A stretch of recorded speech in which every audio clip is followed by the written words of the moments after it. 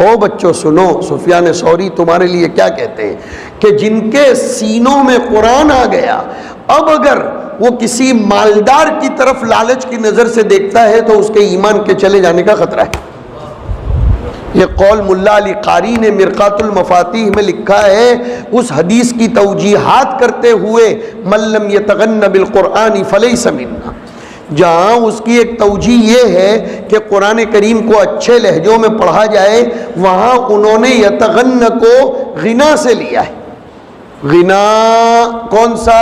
वो गैन नून या और खड़ा ज़बर गिना, और दूसरे कुछ लोगों ने उसको गिना उससे लिया है, अच्छे लहजों में पढ़ो। सुफियान सौरी ने कहा कि इसका मतलब यह है कि जो आदमी कुरान करीम अपने पास होने के बावजूद अपने अंदर मालदारी का एहसास पैदा न करे, खतरा है कि गया होगा।